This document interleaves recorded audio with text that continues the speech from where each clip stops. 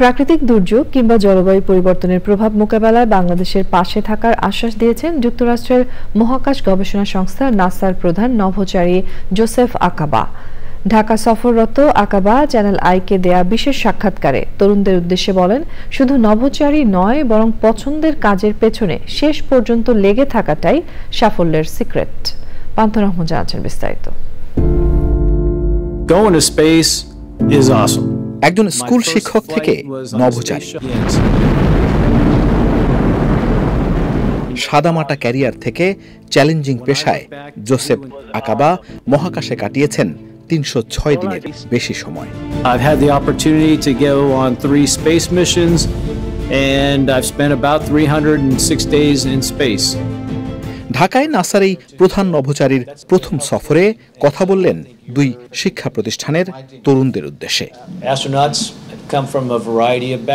মহাকাশ থেকে পৃথিবী দেখা ভাগ্যবানদের একজন শোনালেন তার মহাকাশ চারণের অভিজ্ঞতা। The biggest advice I would give them is don't give up hope, follow your dreams. আমি শিক্ষার্থীদের বলবো, হাল ছেড়ো না, স্বপ্নকে ধাওয়া করো, আর সেজন্য যতটা পারো জ্ঞান অর্জন করো।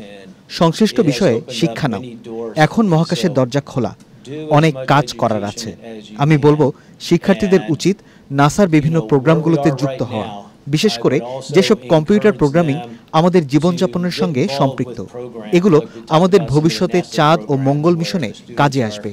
চ্যানেল আইকে দেয়া বিশেষ সাক্ষাৎকারে আকাবা কথা বলেন নাসার সঙ্গে বাংলাদেশের সহযোগিতার সম্পর্ক নিয়ে।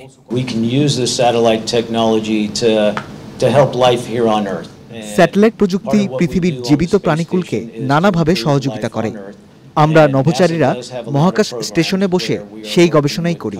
এক্ষেত্রে এক দেশ আরেক দেশের সঙ্গে স্যাটেলাইট তথ্য আদান প্রদান করার মাধ্যমে সমুদ্রপৃষ্ঠের উচ্চতা বৃদ্ধি কিংবা কৃষকের ফসল উৎপাদনের গতি প্রকৃতি নিয়ে কাজ করে থাকি।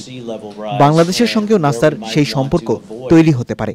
মহাকাশ বিজ্ঞান, রোবোটিক্স এবং বিজ্ঞান ও প্রকৌশল শিক্ষার পাশাপাশি নভোচারী হওয়ার চ্যালেঞ্জ নিতে বাংলাদেশি তরুণদের আহ্বান জানান আকাবা। It was a pleasure meeting you today. Pantho Rahman, Channel i, Dhaka.